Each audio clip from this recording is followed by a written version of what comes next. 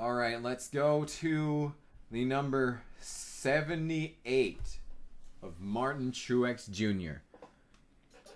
Martin Truex Jr., as you probably know, is my new favorite driver after Mark Martin was fucked out of several victories and several rides, and his career came to a very miserable end. And it really sucks for him. But Martin Truex Jr. became my favorite driver not just because of his name, Martin, but because of what happened in the 2013 Richmond race that decided the lineup for the chase.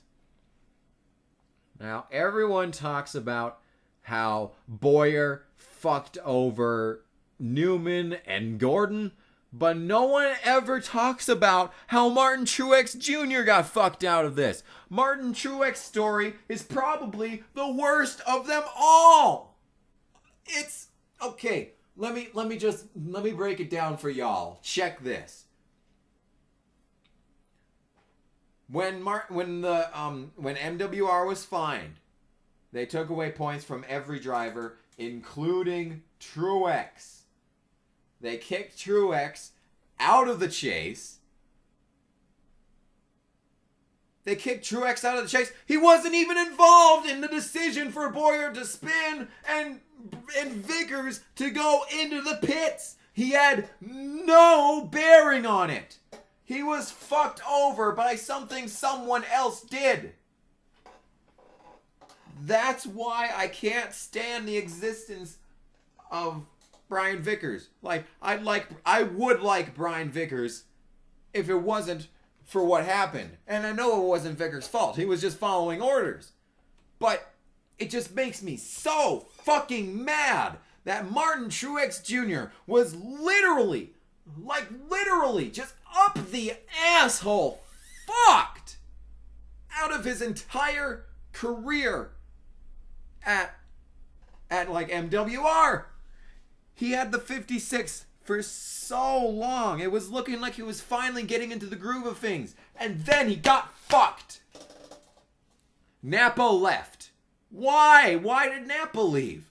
That's the most random of goddamn people to leave. Why didn't 5 Hour Energy leave? Why didn't Aaron's leave? I mean, 5 Hour Energy would be the most sensical team to leave because they haven't been with Michael Waltrip for so long. Like, Aaron's and Napa have been in Michael Waltrip's corner for so long. Like, since the 90s. But why did Napa leave? I mean, why did Napa leave? They left Martin Truex Jr. without a sponsor, so they had to can his team.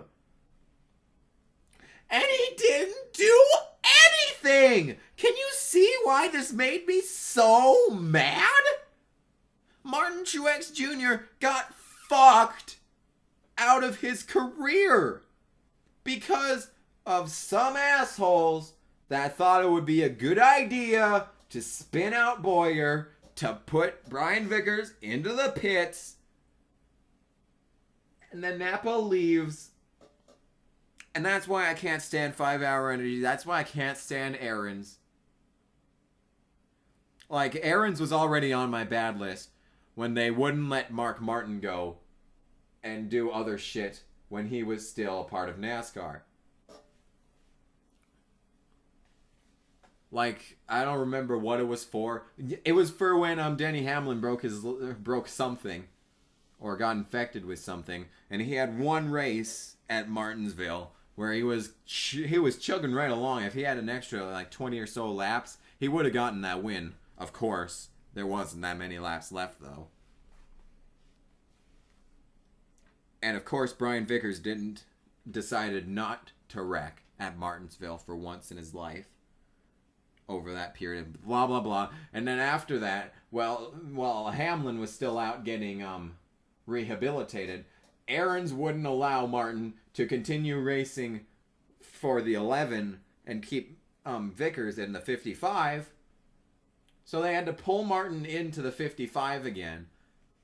And I don't know who took over for the 11. Probably Hornish. I don't fucking know. It doesn't matter. But that was Aaron's doing. So fuck them.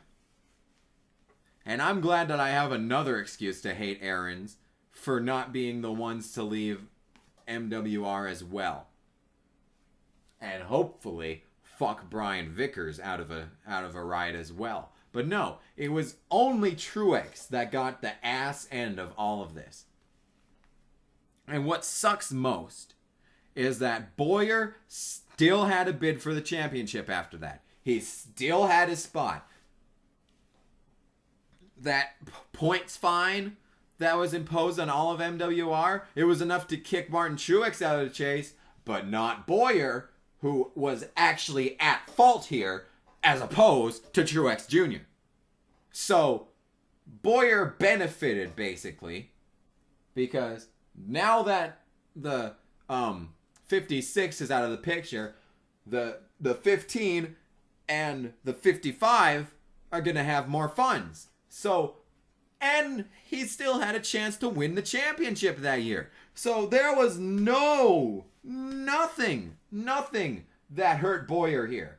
Absolutely nothing. How about Vickers? Well, he's still getting the extra money that had been funding the 56, right?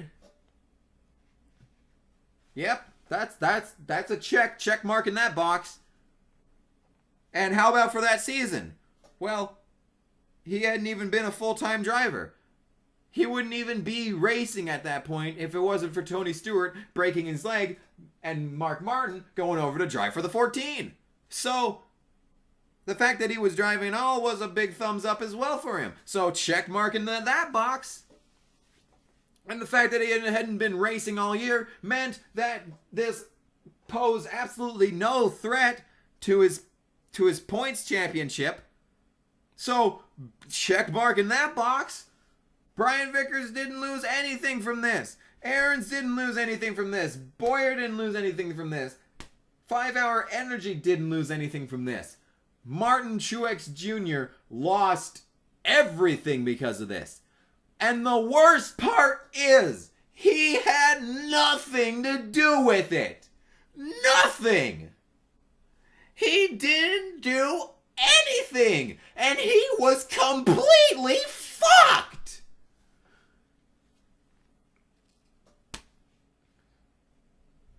I've been waiting for a long time to have that rant. But I think I've gotten everything that I could on the subject off my chest. And I'm glad I can finally say that, because that shit just unexcusable. Literally, just absolutely low-level scum shit is what that was. And what's even worse is Truex hasn't had a good start to this year. It's been an appalling start, actually. He looked like he was going to get a good finish at Charlotte, and then his axle broke. He did get a good finish at Dover, but not after getting fucked in a whole bunch of restarts, of course. Just absolute shit. I'm sorry, but that is